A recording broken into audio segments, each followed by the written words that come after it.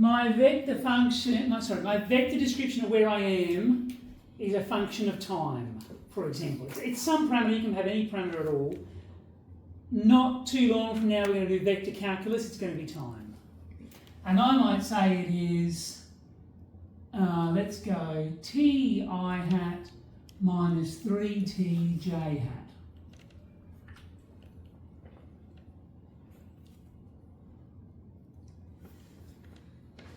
That is a vector equation in 2 dimensions involving a parameter, t.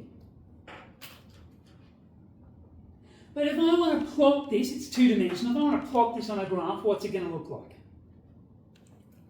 Well, what we do is we go, well, x is t and y is negative 3t. Now how can I combine these to get one equation with no t in it?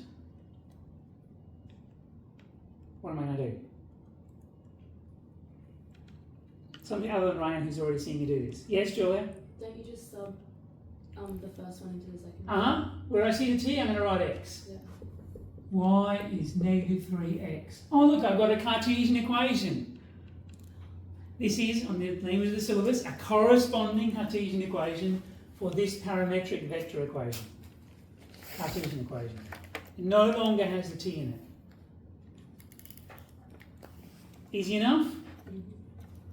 Okay.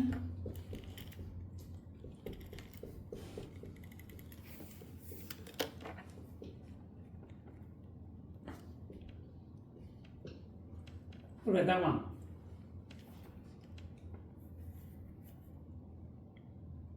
I'll let you write it.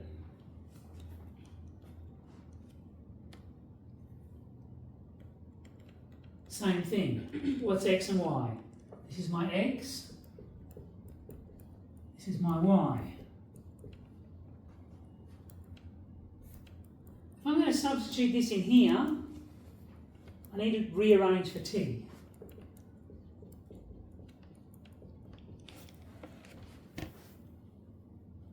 And that means y is going to be x plus 2 squared.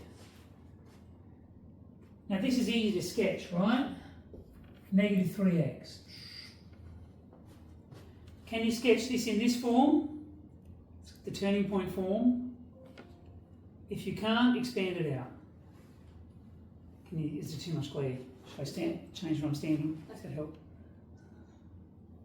How do I sketch this? What does it look like? When you've done some graph transformations.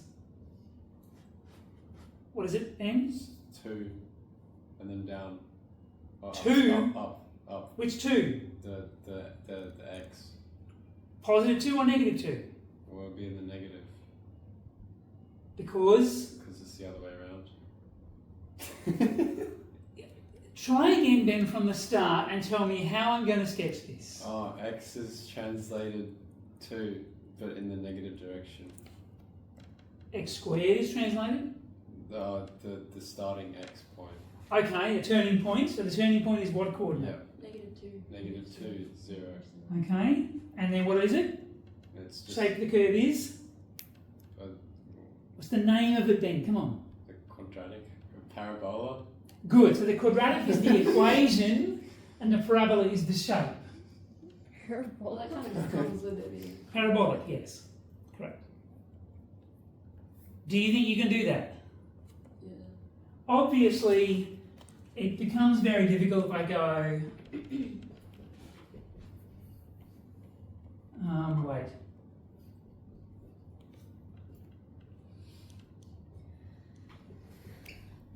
I better do it the other way. It's too confusing. J hat minus, no, plus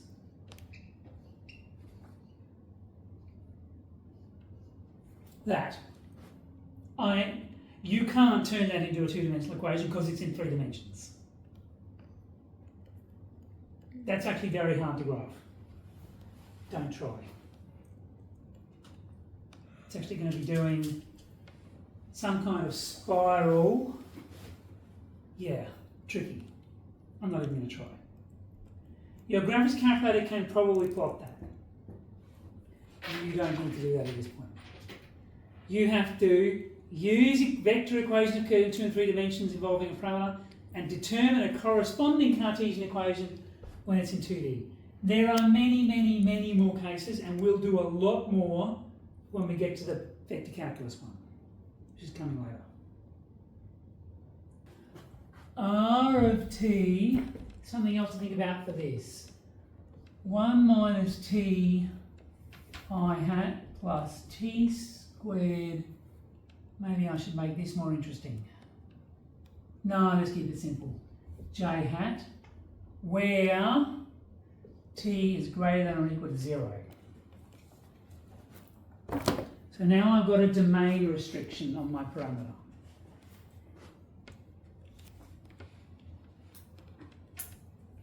You also have to graph that. Yes, I do want you to graph it. First, write the Cartesian equation. Off you go. It's very similar to this one.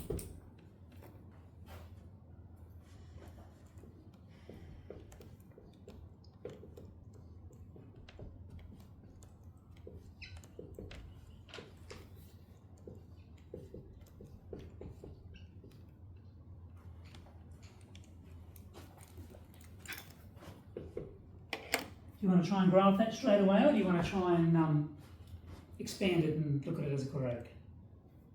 Or you could just rearrange the inside and Make the... take out the negative. Can I take a negative out? Oh no, you can't. So it doesn't matter which way around this goes, does it?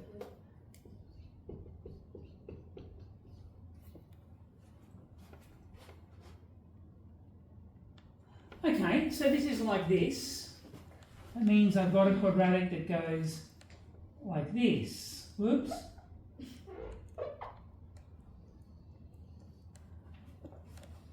Where this point was negative 2, 0, but this point is 1, 0. But what about this domain restriction? What does this mean for which parts of this graph I care about?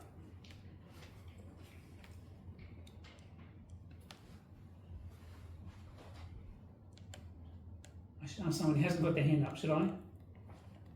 Have a go, Ben. Because you're mapping t with x, would you then apply the domain restriction to x? And what do I get? What values of x are appropriate? Positive and 0. No. If t is greater than or equal to 0, that means 1 minus x is greater than or equal to 0. Do you agree? Mm-hmm. Which means 1 is greater than or equal to x. Oh. Or in more normal context, so I actually only want this part of the graph.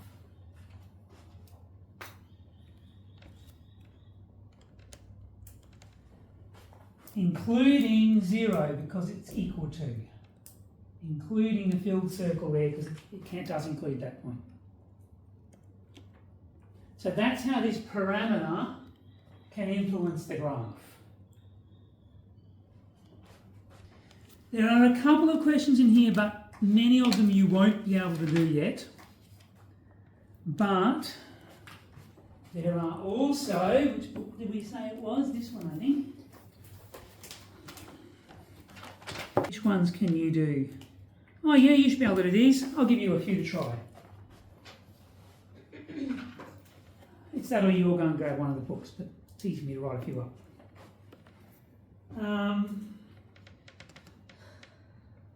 We've already done some of them. All right.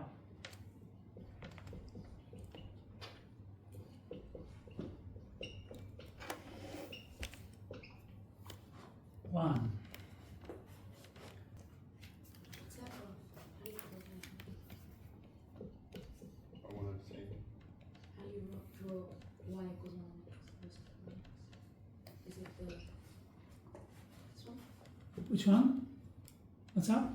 No. You've forgotten how to draw these.